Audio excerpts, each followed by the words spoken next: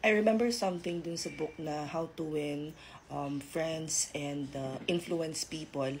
It says there, people who smile tend to manage, teach, and sell more effectively and to raise happier children. Now, si Rakitera VA dito, sabi niya, thank you daw sa pagdaan ko sa FYP niya 1 year ago and isa na siyang ganap na virtual assistant ngayon. She's part of GenTask. This is another VA agency that you guys can check out. And when she started working from home, napapadaan din yung live niya sa FYP ko. And if you guys know me, every now and then, randomly, papasok ako sa live ng mga VAs and I'll come and say hi.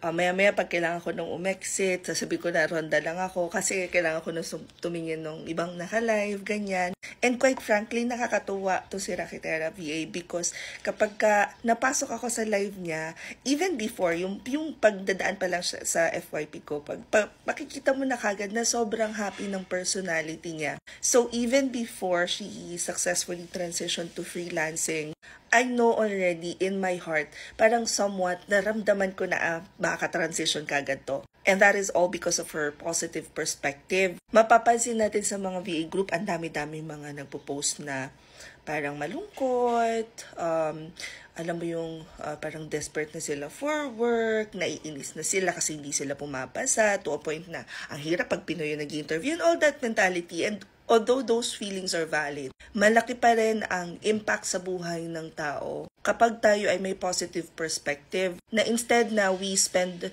like 1 week wallowing bakit hindi tayo natatanggap, we spend that one moment to recognize our feelings at pagkatapos tanungin na kagad natin yung sarili natin, what is this experience teaching me?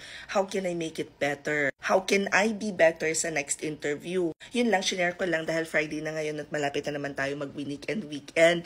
So, I hope na yung mga nagsisimula pa lang na mag-transition, makaramdam sila ng, alam mo yung kaunting pag-asa na kahit na 1 taon ka na nag-a-apply as virtual assistant, baka hindi pa lang dumadating yung nakalaan na client para sa'yo. Comment any questions you guys have about working from home.